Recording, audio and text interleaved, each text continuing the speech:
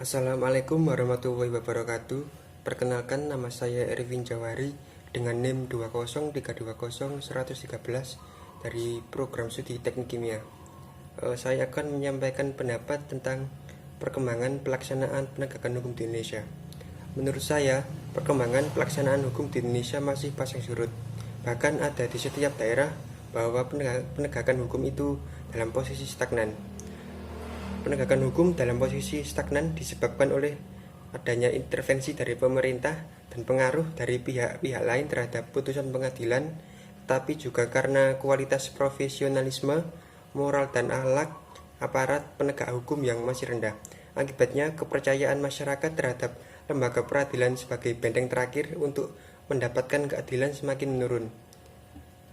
Kemudian kedua, lemahnya penegakan hukum juga disebabkan oleh kinerja aparat penegak hukum lainnya seperti hakim, kepolisian, jaksa, advokat, dan penyidik pegawai negeri sipil yang belum menunjukkan sikap yang profesionalisme dan integritas moral yang tinggi. Kondisi saran dan prasarana hukum yang sangat diperlukan oleh aparat penegak hukum juga masih jauh dari memadai, sehingga sangat mempengaruhi pelaksanaan penegakan hukum untuk berperan secara optimal dan sesuai dengan rasa keadilan di dalam masyarakat.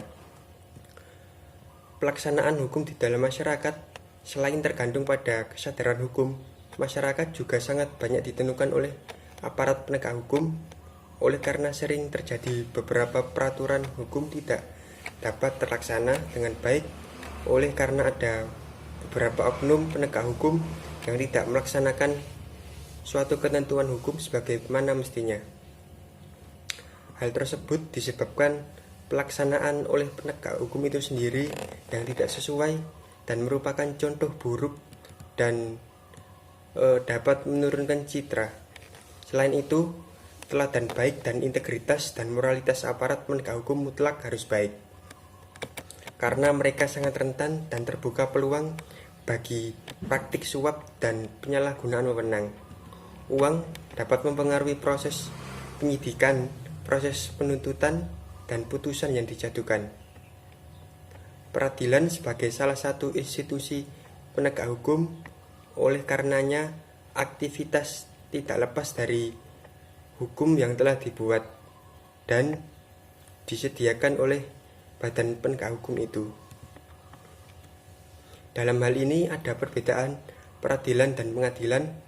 Peradilan menunjukkan kepada proses mengadili, sedangkan pengadilan adalah merupakan salah satu lembaga yang dalam proses tersebut lembaga-lembaga lain terlibat dalam proses mengadili adalah kepolisian, kejaksaan, dan advokat. Berjalannya proses peradilan tersebut berhubungan erat dengan substansi yang diadili, yaitu berupa perkara perdata atau pidana. Keterlibatan lembaga-lembaga dalam proses peradilan secara penuh hanya terjadi pada saat mengadili perkara pidana. Dalam perkembangan terbentuklah beberapa badan peradilan dalam lingkup peradilan umum, peradilan agama, peradilan militer, dan peradilan tata usaha negara. Pengadilan perpajakan di mana masing-masing mempunyai kewenangan untuk mengadili perkara sesuai dengan kewenangannya masing-masing peradilan tersebut. Berikut merupakan contoh kemajuan penegakan hukum di Indonesia. Salah satu contohnya adalah kasus penegakan hukum Baik Nuril. Kasus yang menimpa Baik Nuril penting menjadi model terdepan penegakan hukum. Proses hukumnya dilakukan dengan baik, tidak ada intervensi, mekanisme berjalan transparan, dan publik juga mengikuti kasus ini. Kasus Baik Nuril sempat menyita perhatian publik Indonesia. Bermula saat dia merekam percakapan telepon mengarah asusila yang menimpa dirinya oleh atasannya, Kepala SMA N 7 Mataram, saat itu berinisial HM, sekitar Agustus tahun 2014. Telepon seluler yang digunakan Baik untuk merekam itu sempat rusak. Kemudian diserahkan kepada kakak ipar Baik berinisial LAR untuk diperbaiki. Baik tidak mengetahui pasti akhirnya rekaman audio tersebut kemudian menyebar.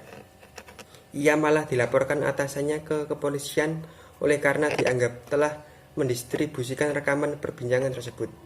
Dalam persidangan putusan pada 26 Juli 2017, Majelis Hakim Pengadilan Negeri Mataram memutuskan Baik tidak terbukti bersalah melakukan tindak pidana seperti yang dituduhkan. Kalah di persidangan, jaksa penuntut umum kemudian mengajukan banding hingga kasasi ke Mahkamah Agung. Kemudian sekitar bulan September 2018, Mahkamah Agung memutus Baik Nuril bersalah. Baik Nuril mengajukan peninjauan kembali atas kasus itu ke MA, dan MA melalui putusannya menolak permohonan peninjauan kembali Baik Nuril untuk perkara pelanggaran UU ITE terkait penyebaran rekaman berisi perbincangan asusila secara elektronik. Ini upaya Baik Nuril, yakni meminta pertimbangan Presiden agar memberikan amnesti terhadap pidana yang menyeret dirinya. Terus Presiden mempertimbangkan amnesti. Lalu diputuskan Presiden akan memberikan amnestinya kepada Baik Nuril. Amnesti itu merupakan penghilangan atau pengurangan hukuman atau penghapusan hukuman bagi seorang yang terpidana.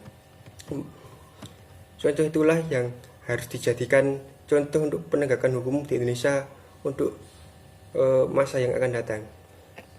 Demikian yang bisa saya sampaikan. Mohon maaf bila ada kata yang salah. Terima kasih. Assalamualaikum warahmatullahi wabarakatuh.